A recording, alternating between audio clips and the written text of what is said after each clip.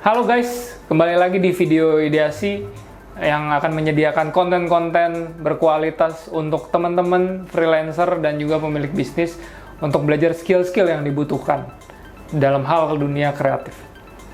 Jangan lupa subscribe, karena di channel ideasi ini kamu akan banyak menemukan video-video yang berguna untuk meningkatkan skill kamu. Jadi subscribe, jadi videonya nanti akan masuk ke inbox kamu atau notifikasi handphone kamu.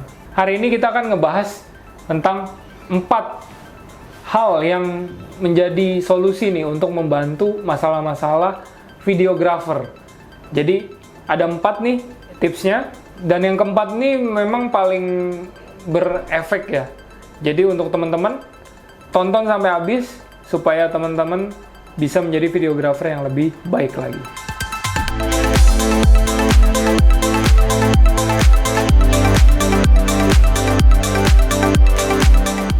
Poin yang pertama, Reiki. Nah, ini bahasa agak-agak unik ya, mungkin teman-teman belum pernah dengar.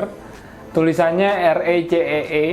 Nah, Reiki ini adalah gampangnya survei lokasi. Ini sering luput nih dari perhatian teman-teman, karena mungkin teman-teman menganggap remeh kayak ya udahlah di mana aja jadi gue bisa. Padahal dengan teman-teman tahu lokasi, teman-teman akan hemat jauh banyak waktu karena lokasinya sudah tahu.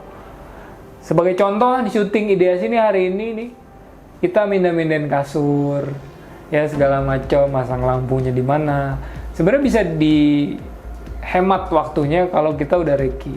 Cuman kan kita belum Reiki, kita juga nggak tahu lokasinya seperti apa. Karena memang kita syutingnya juga selalu pindah-pindah. Mungkin teman-teman penonton setia nih yang udah ngikutin dari episode pertama ya, kayaknya kemarin nggak di sini. Nah, jadi ideasi itu memang studionya banyak ya. Jadi ada di mana-mana. Tapi better teman-teman Reiki untuk mengetahui lokasi, layoutnya seperti apa, nanti kamera master di mana, terus kamera 2, 3 dan seterusnya di mana, lampunya di mana. Itu akan menghemat waktu teman-teman sekali. Jadi jangan lupa untuk Reiki atau survei lokasi teman-teman akan syuting di mana. Yang kedua, nah ini penting untuk videographer terutama, yaitu shot list. Nah, mungkin teman-teman lebih familiar dengan istilah storyboard. Kayak sering tuh ya, kayak ada gambar-gambar kotak-kotak, kita ngomongnya storyboard. Mungkin yang kuliah perfilman atau yang belajar sinematografi. Tapi storyboard memang bagus, karena dia untuk ide awal presentasi ke klien tuh oke lah. Cuman kalau gue pribadi dan kita di ideasi ini, kita pakai namanya shortlist. Shortlist itu adalah sebuah dokumen teks, jadi isinya teks ya, bukan gambar seperti storyboard. Dia berupa teks, tapi dia ada banyak kolom. Jadi ada kolom detail shotnya apa, scene-nya apa, terus ada angle-nya apa, dan juga ada shot size-nya. Biasa shot size tuh jadi ada yang close up, ada yang wide shot, ada yang medium close up. Jadi itu informasi detail dan bentuknya seperti checklist. Jadi ada nomor 1, 2 dan seterusnya. Jadi kita sebagai videographer tuh dimudahkan. Jadi kita tinggal checklist aja. Jadi misalnya kita tahu bahwa akan ada 10 take untuk footage yang akan kita ambil. Nah, kita tinggal ambil 1 kita checklist, ambil 2 kita checklist. Jadi seperti itu guys. Terutama untuk produksi yang mungkin masih lebih kecil, ini lebih efektif dibanding teman-teman pakai storyboard. Terus ada directornya yang storyboardnya diliatin. Nah, itu lebih baik kalau teman-teman one man band atau yang run and gun shooting itu menggunakan shortlist. Karena teman-teman yang baca tuh biasanya lebih ngerti, dijelasin secara detail dibanding gambar doang ya. Jadi shortlist itu segera teman-teman bikin. Kalau udah dapat script, segera deh diubah jadi shortlist supaya teman-teman lebih efektif ketika syuting. Karena sudah sering tim ideasi pun merasakan manfaatnya dari shortlist ini. Yang ketiga, ini buat videographer penting Tapi lebih penting sih emang sebuah PA ya, atau production assistant atau produser. Jadi call sheet ini ya biasa ya, terutama kita hidup di Indonesia yang suka meremehkan waktu. Call sheet ini adalah seperti rundown jadwal teman-teman syuting dari mulai pagi atau dari mulai awal syuting sampai nanti selesai wrap-nya, kira-kira diprediksi akan berapa lama.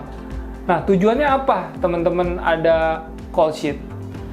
Call sheet ini seperti sebuah rundown acara. Bayangkan teman-teman kalau bikin event, bikin acara, tapi nggak ada rundownnya. Chaos kan pasti. Nah, untuk menghindari chaos, kita sebagai videographer tuh wajib punya call sheet. Supaya di call sheet ini teman-teman bisa akuntabel ya terhadap waktu. Karena gini, oke lah, kita misalnya produksi kecil paling cuman di rumah atau di mana ya. Kalau teman-teman udah produksinya agak gede, berarti teman-teman perlu nyewa alat. Teman-teman nyewa lokasi. Ada talent yang perlu di-hire. Dan itu semua hitungannya apa, guys? Semua hitungannya waktu. Jadi, kalau teman-teman lewat dari waktu yang ditentukan, otomatis teman-teman budgetnya akan naik. Dan otomatis lebih banyak uang yang dikeluarkan. Karena budgetnya bengkak. Nah, ini akan merugikan teman-teman. Dan ya namanya juga produksi, kita memang mesti spare. Cuman dengan call sheet ini kita bisa menjaga agar budget yang sudah kita tentukan, baik itu uang ataupun waktunya ini, sesuai. Jadi kita nggak terjadi namanya over budget. Nah, over budget ini sebenarnya yang sering mematikan perusahaan-perusahaan video ya. Makanya hati-hati, jaga banget guys call sheet ini. Makanya seorang PA, production assistant atau produser pun sangat penting perannya dalam menjalankan call sheet ini. Jadi selalu bikin call sheet yang pertama, karena jangankan nggak ngikutin call sheet, kalau nggak ada call sheet sama sekali, bisa bayangin teman-teman seberapa hancurnya nanti syutingnya ya, karena nggak ada rundownnya.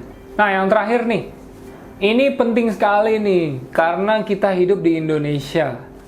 Indonesia, ya sorry to say, bukannya merendahkan, tapi memang yang sering terjadi seperti itu. Yaitu kita butuh namanya crew call.